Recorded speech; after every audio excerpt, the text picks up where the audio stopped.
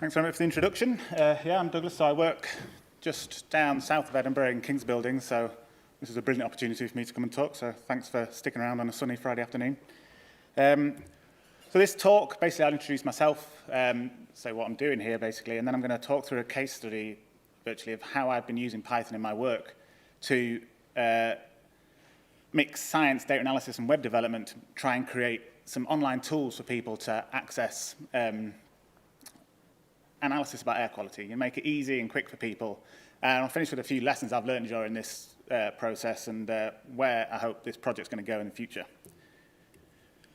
So my official title is a postdoctoral researcher at the university, but I don't actually do that much research anymore. I have a background in atmospheric chemistry, and everything I've learned coding-wise has been self-taught because I've needed it. And I started off in Fortran doing atmospheric models and sort of developing in them and working them there. Basically, weather forecasting models like you'd get off a Met Office or anything, but you stick some atmospheric chemistry in and you get a pollution forecast. And Fortran's great for that, but Fortran isn't great for data analysis, so I needed something nice to process the output from it. And that's where Python came in. I did use IDL for a while, and then I ran away from it like wildfire. Python's been much nicer to me. So now my work is mainly working in my research group as the group coder or data wrangler person. I've heard of the term the other day, research data engineer, and maybe I fall into that category, but I don't know. It's just a title, isn't it? So I'm somewhere in the middle of all these things. Hopefully not jack of all trade, master of none, but could argue that. Right, so a brief introduction about air quality. Now, if you saw the keynote this morning, this was touched on basically. All it is a measure of how polluted the air we breathe is. So air quality and air pollution are used synonymously and interchangeably between people. And in this case, I'm specifically talking about pollution with direct health effects. So nitrogen dioxide, ozone, particulate matter, which is basically just soot. And this is not, in this case, greenhouse gases like carbon dioxide and methane, because these affect climate and not health directly. And all these are generally emitted from traffic, but you also get natural sources, such as fires. And interestingly, there was actually a fire on Blackford Hill, which is just near the observatory in Edinburgh yesterday, luckily put out by the fire brigade before it got too far. Maybe it was a stray cigarette or something. But you could smell that smoke in central Edinburgh. So that was having an impact on the air quality. Just to bring the tone down a bit, there's been in the news an awful lot recently. A quick Google brings up lots of stories about how this affects your health and impacts it's having, and it's pretty horrible. And it's becoming more and more in people's forefront of their mind, which is a good thing generally. However, we need to monitor this because just saying it's there or smelling it, I mean, it doesn't give us much information. So what we need is some way to get this monitored air pollution into an accessible form, which is where Python comes in. And this is a little quote up in the top corner that I heard a talk yesterday by someone called Alex Jacob, I'm not sure. But I thought it was perfect. Data only has value when it's relevant, and that's so true, because you get a number from a monitoring station and it is meaningless to most people. Who cares if ozone down the road is 300? Like, what does that mean? But to make that measurement into something useful, you need to spend time and energy gathering the data, knowing where it is, processing it, and putting it in a form you know. And to most people, this is daunting because they don't have the right skill set, they don't know where to look. Even people with the skill set, it's time wasting. So the reason I kind of started this job is because my boss wanted to free up some of his time. When he's writing grants, he doesn't want to spend a day trying to plot this air quality somewhere. He wants a quick, easy thing so he can do it in half a minute and get on with the rest of his day, basically. And the thing with this hurdle in the way is, for most people, it's too much. It's, if it's out of sight, out of mind, I don't want to bother with that. So what we need is something to combine this data collection, the gathering of it, the analysis, and then visualize it in a way people can understand. So ideally, a set of tools that anybody can use and that are accessible and understandable by anybody. And the idea of, ideally, you want a tool that can be used from anyone, school children to academics. That is a broad range of people, but it's an ambition. So the solution is why we're all here, Python, and finally get onto Python since So first steps first, is getting the data. Now, this has been not too bad for this. So I'm getting, for this case study, I'm using air quality data from DEFRA, which are a UK department, government department, currently owned by Michael Gove. I don't know what that's good or bad. And there are over 150 of these sites currently working in the UK. There's maybe another 200 that have been previously working, have been shut down for various reasons. And these each take hourly measurements of all sorts of various pollutants. So there's an awful lot to deal with, especially since some have been going back since 1975. So there's a lot of measurements, but on the grand scheme of things, actually all the measurements I've ever taken only adds up to a few gigabytes. So it's not big data, but it's messy and annoying and hidden away, and is there, but yeah, not many people use it. So there's a little plot of where all the stations are spread across the UK. The nearest one to us here is just by Arthur's Seat. So this is a picture of the one in Edinburgh. It's a green box there. And you'd be glad to know that Edinburgh is generally pretty good, according to this, for air pollution. However, you've got to consider things that was alluded to in the keynote this morning, that this air quality station is right next to a park, it's set away from the road, and is not a busy area at all. You start putting one of these outside the road outside, and you get a completely different picture. So there are all these stations scattered around the UK, and annoyingly, DEFRA doesn't have a nice, neat spreadsheet where they all are, like a list CSV file longitude. So I need to find every bit of information about these sites so I can start using them properly and usefully.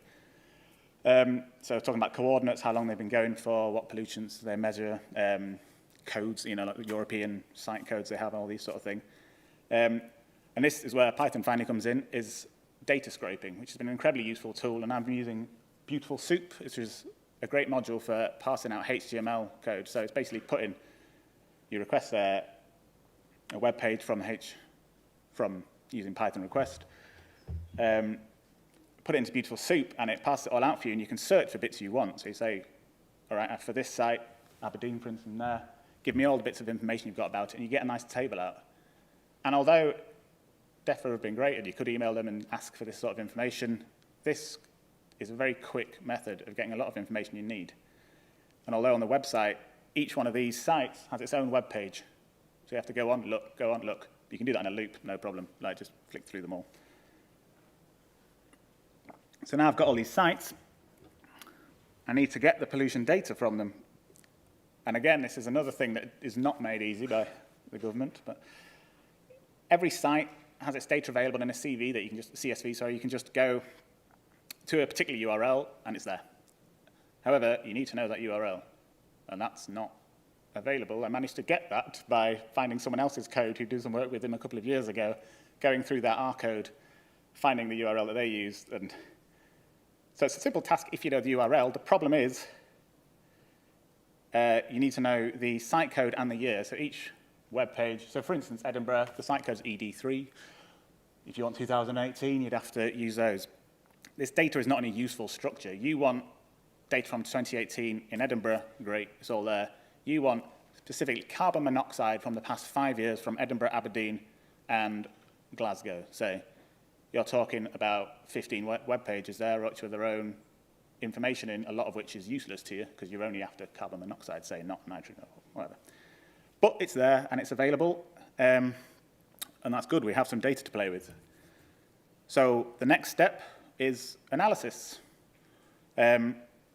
which is the fun bit that I enjoy.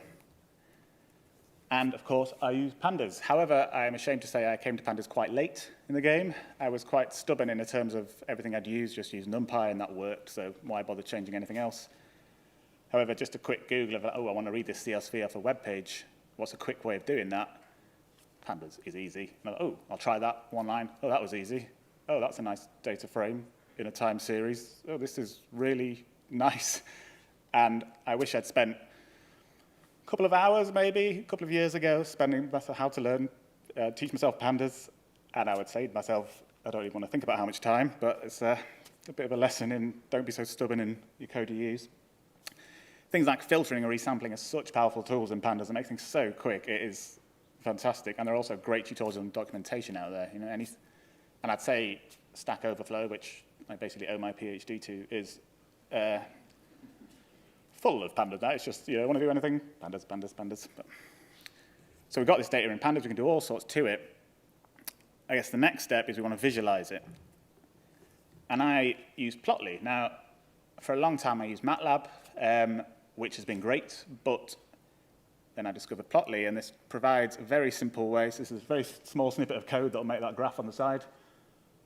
That's all you need, and it'll make you an interactive plot that has features like hover and zoom, and you can change colors really easily. And if you're thinking about interacting with people, having something that they can change, they can manipulate, or not manipulate the data, but make how they want to see it, it becomes a lot more interactive and a lot more personal, instead of just having a static graph there that's showing you whatever you want to show. And it's great because it makes things incredibly simple. Now, these are three, what they are isn't important, but you can make very simple plots, so you subplots things, any bar plots, windroses. So that's more, to do a windrose, there are a few modules out there now that do it, but Plotly just seems miles above the rest. So far, I'm in comfortable territory for me. This is what I've done for the best part of 6 years, I'd say, is some sort of data analysis for something. However, the next step for me is putting it online. This is going very much into the unknown. And doing something like this really highlights how you can think you know about Python, and then you really don't. But after a little Google and search around, I went with Django. It seemed like a good framework. It's a huge framework. It has lots of documentations and lots of tutorials, which is great, but also a little daunting. Someone who's never used this before, it's like, oh, God. But I'd say there's lots of tutorials. And I know it's not aimed at me, but I'd find the Django's Girl tutorials on how to set up a website using Django is great for anybody starting off with this. I know there are other frameworks out there, and a lot of this is very much of an uncertain, like, I'll try it, I'll see, I don't know if this is the right thing for me, but I'm going to go with it and see how far it goes. And especially with Django, it's very popular. It's, lots of documentation and tutorials, but it's not really designed, as far as I could tell, for the sort of websites I want to make. It's mainly focused on blogs and that sort of thing, but give it a go. And I might be preaching to the choir here, but basically Django, it'll easily create a lot of files for you in a template. And these files include things like urls.py, which is a list of the website URLs you want to be called. So your actual website name goes in there, and then it calls this views.py, which processes things and renders web pages, and then it just sets out this thing for you, which, as a beginner in Pythonic websites, it's ideal. It click and play basically, and then you can start spending the next couple of weeks breaking it day after day. So again, you can type in your website. By the way, this is the name of the website, but heads to urls.py, which says to views.py, hey, this person wants to visit this website, do something. Which then says to this other module, models.py, they want something from this website, process some data, get something from a database, do something, and then oh, fine, here you go. It's back to views.py, and then that mixes that, it renders it with some HTML and CSS, and it makes yourself a pretty website. And hey presto, the website is born. Now, this is a very simple, static website at the moment with some buttons on you can click, but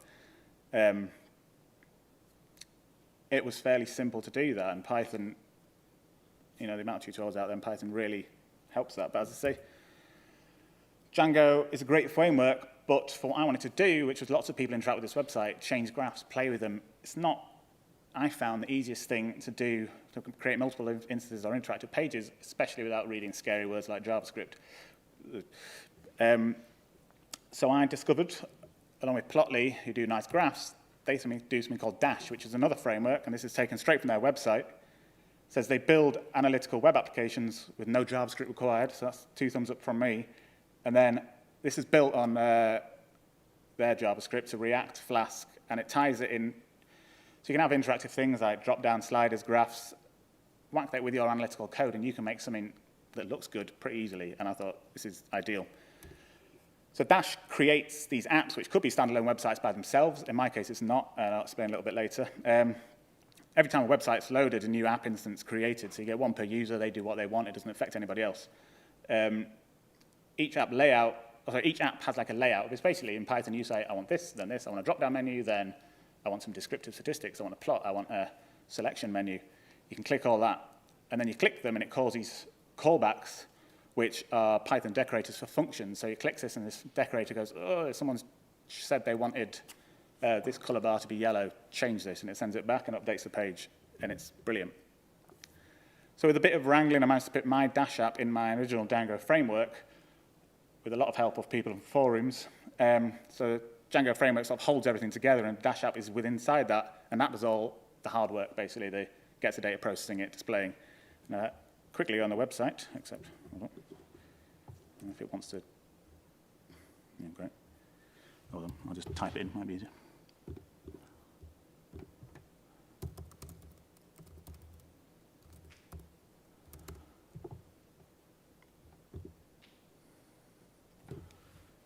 So you end up with something that's not showing on this screen.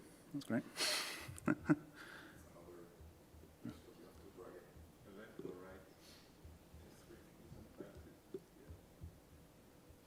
There we go. So this is a simple website. It's not that pretty to look at. It's a work in progress. But Dash provides things. So this is a selection tool to get some data you might want. So we can go define it by region. Let's say Central Scotland, since we're here. And I want all urban sites. Just get rid of the all. It's thinking this is using quite a cheap server at the moment, so you have to. And eventually, when that's finished spinning around, here you go. It selected all the sites that are in central Scotland that are counted as urban. So we can click Edinburgh St Leonard's, which is the nearest one. We'll stick with the time series, select any variables they use. Let's look at nitrogen dioxide, click submit. Now this is calling the data and plotting it up. And this is all there. And so this is what's good about Dash, is you can hover data, get different points. You can zoom in to look at more points. You can download it if you want. Let's reset the axis. And with Dash as well, so you can make these interactive things. You click weekly, and this is saying, all right, someone wants to resample this data every week. And it goes there, and it says there's a pandas module that easily does that, just resample week. Or you want to stick it in a line graph instead. And you can just add more plots onto these. So we have, say, a histogram, which you can change the number of bins to, I don't know, 50 if you like. This is an example of the average concentration over one day. This is taking all the time series and saying, well, look, there's a whole day there, basically. We can split that into weekdays. So Monday, Tuesday, etc. And you can see peaks at rush hour. So it has all these really useful tools. Go back to...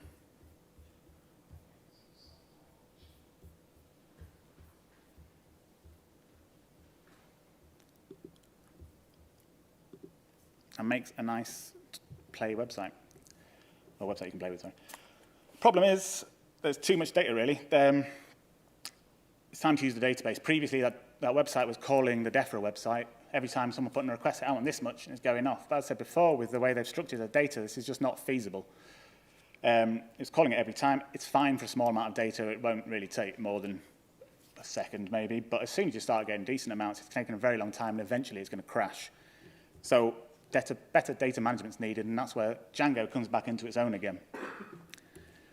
So using Django, it's really simple to integrate a SQL database into it, and I basically just copied all the data DEFRA had and whacked it on this database, which now Django calls. It leaves DEFRA alone, sort of, because it needs constant updates. DEFRA updates every day.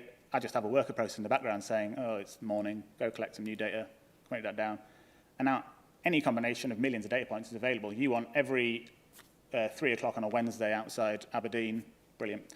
It'll do it for you, no problem. So that's where it's at the moment, and it is still early days, but it's been a good learning curve.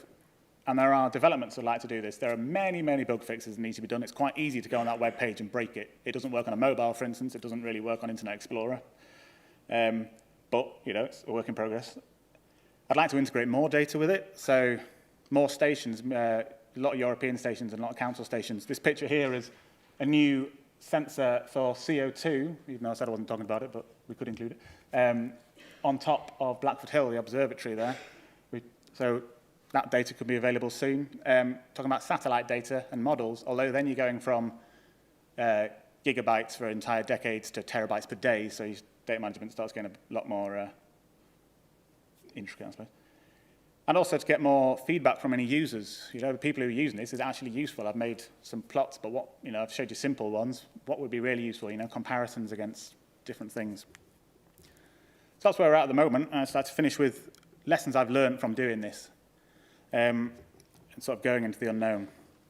The first one is just jump in. I spent a long time being like, that doesn't quite fit what I'm doing, but you never find the perfect tutorial, and it's best to start with something that's very imperfect and build it up than trying to find, you know, wasting your time trying to find something that's better.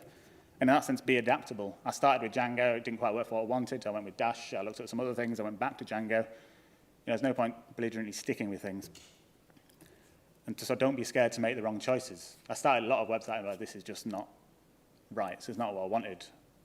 But I'm very prone to just sitting there twiddling my thumbs thinking, well, what am I going to do? But take your time to learn new things. In my case, pandas is what I would have learned, but you know, I suppose that's the case in any walk of life, not just Python.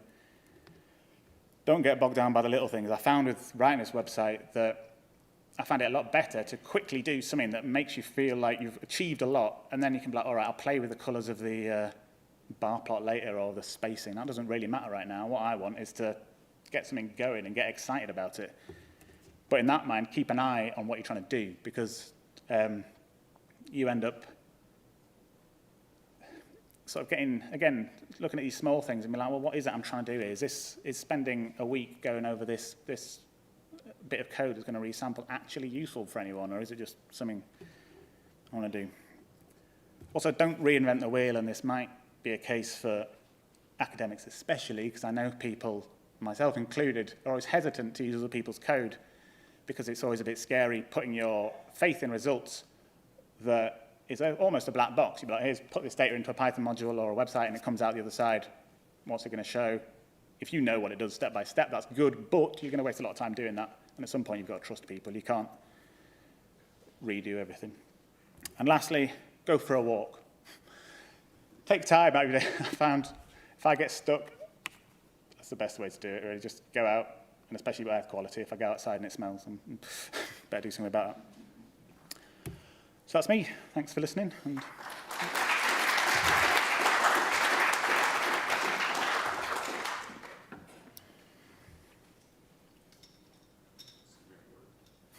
more tech problems, isn't it?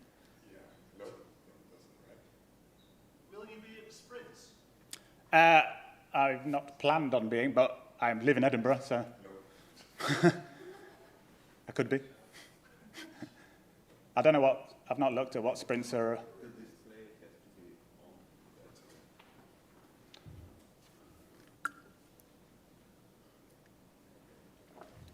That's it.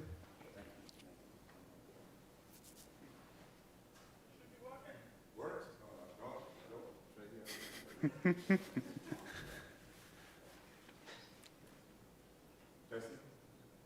I could just repeat the question back. Yeah. So he asked if I was at the sprints. Yeah. Have you looked at the local council for Scotland's air pollution monitors? There are, I think, 97 in Scotland. Friends of the Earth is running an air pollution campaign on those, and I know that lots of people will be very interested to see those results visualized.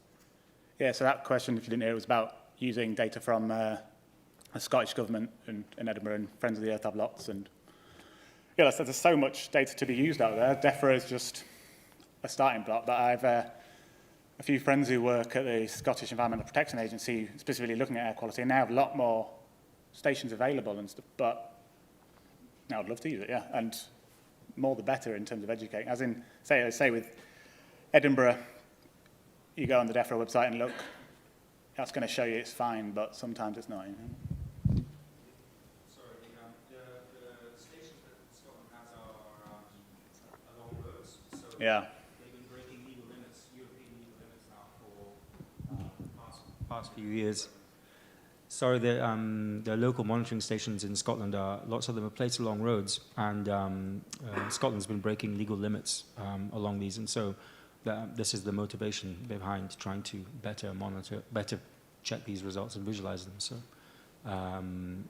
I'll speak to you later, but Well, yeah, I mean, more data the better, basically. I'll put you in touch. Thanks. Any other question? Do you have? No, sorry. Let's start here in the back, real quick. Thanks for a great talk. Do you know if, so if you're using data from various different sources, like you were just saying, do you think that what you collect from different types of stations will be comparable with each other? Will there be sort of like technical variations in those, do you think? There is a problem with that. So things to be directly comparable, people argue so different types of instruments might have different calibration things, and you saw in the example, went on the website briefly, you can select it by different environments. So Edinburgh is considered urban background, but you might get urban traffic, which is on a road, and these things, I mean, you can say one's more so than the other. They're not as directly comparable. You can't do it easily, but it's doable. There are ways around it, but yeah, it's not just this number versus this number, basically. There was another. Yeah. This is the last question. If you want. Just a super quick question. Is your system open source? Do you accept pull requests? It is open source, and yes, I would accept pull requests. It is a mess right now. As a Django developer, it sounds very interesting. Cool. Why not help out? Yeah, yeah. Just Well, I'll last quick question. And this is a question from friends of friends. So this is a real case that the parents of the primary school, they are convinced that the air around the primary school and the air quality is bad for the children. But then, however, they don't have a way of convincing that the local authority, local council to say the air quality there is really bad for that.